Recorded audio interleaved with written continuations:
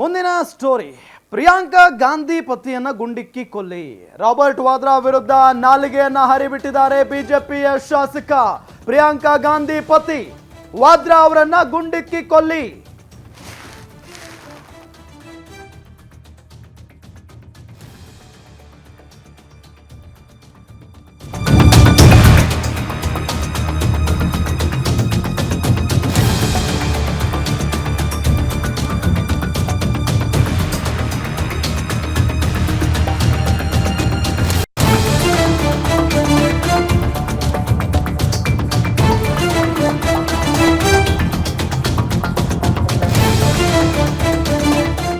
ಹೀಗಾಗಿ ಆತನನ್ನ ಮೊದಲು ಗುಂಡಿಕ್ಕಿ ಕೊಲ್ಲಬೇಕು.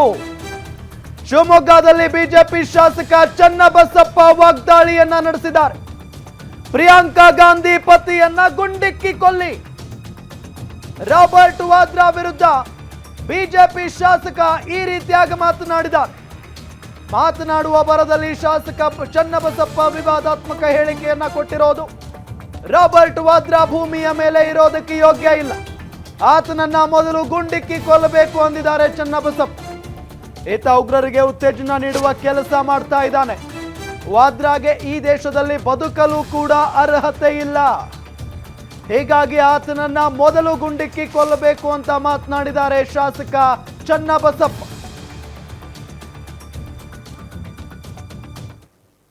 ಪ್ರಜೆ ರಾಬರ್ಟ್ ವಾದ್ರಾ ಉಗ್ರಗಾಮಿಗಳಿಗೆ ಶಕ್ತಿ ನೀಡುವಂಥ ಒಂದು ಹೇಳಿಕೆಯನ್ನು ಕೊಡೋದ್ರ ಜೊತೆಗೆ ಏನು ಮೊನ್ನೆ 28 ಜನ ಭಯೋತ್ಪಾದಕರು 28 ಜನರನ್ನ ಹತ ಮಾಡಿದ್ದಾರೆ, ಅದನ್ನು ಸ್ವಾಗತ ಮಾಡೋ ರೀತಿ ಒಳಗಡೆ ಅವರ ಹೇಳಿಕೆ, ಅವರ ನಡವಳಿಕೆ ಈ ದೇಶದ ಜನತೆ ಕ್ಷಮಿಸೋದಿಲ್ಲ.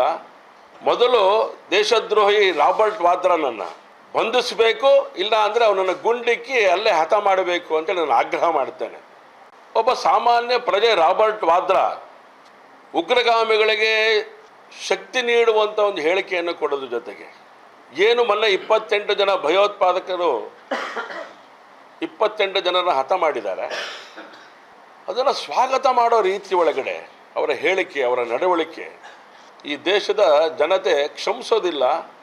ಮೊದಲು ದೇಶದ್ರೋಹಿ ರಾಬರ್ಟ್ ವಾದ್ರಾನನ್ನು ಬಂಧಿಸಬೇಕು, ಇಲ್ಲ ಅಂದರೆ ಅವನನ್ನು ಗುಂಡಿಕ್ಕಿ ಅಲ್ಲೇ ಹತ ಮಾಡಬೇಕು ಅಂತ ನಾನು ಆಗ್ರಹ ಮಾಡ್ತೇನೆ. ಒಬ್ಬ ಇಡೀ ದೇಶ ಕಂಬನಿ ಮಿಡಿತಾ ಇರಬೇಕಾದ್ರೆ ಭಯೋತ್ಪಾದಕರು ಮಾಡಿರುವಂಥ ಕೃತ್ಯ ಸರಿ ಇದೆ ಅನ್ನೋಂಥ ರೀತಿ ಒಳಗಡೆ ಮಾತನಾಡಿದಂಥ ಒಬ್ಬ ದೇಶದ್ರೋಹಿ ರಾಬರ್ಟ್ ವಾದ್ರಾ ಭೂಮಿ ಮೇಲೆ ಇರಲಿಕ್ಕೆ ನಾಲಾಯಕ್ಕಿದ್ದಾನೆ ಅವನು. ಹಾಗಾಗಿ ಹೇಳಿದೆ ಅವನನ್ನು ಗುಂಡಿಕ್ಕಿ ಮೊದಲು ಕೊಲ್ಲಿ ಅಂತ ಹೇಳಿ. ಈ ನರಮೇಧಗಳು ನಡೀತಾ ಇರೋಂಥ ಈ ಸಂದರ್ಭದಲ್ಲಿ ಇಡೀ ದೇಶ ಒಟ್ಟಾಗಿ ಈ ದೇಶವನ್ನು ಉಳಿಸ್ಕೋಬೇಕಾಗಿದೆ, ಗಡಿಭಾಗಗಳ ಸಂರಕ್ಷಣೆಯನ್ನು ಮಾಡ್ಕೋಬೇಕಾಗಿದೆ. ಈ ಸಂದರ್ಭದಲ್ಲಿ ಈ ರೀತಿಯ ನಡವಳಿಕೆಯ ಮಾತುಗಳು ಈ ದೇಶದ ಒಬ್ಬ ಸಾಮಾನ್ಯ ನಾಗರಿಕನಿಗೆ ಶೋಭೆ ತರುವಂಥದ್ದಲ್ಲ.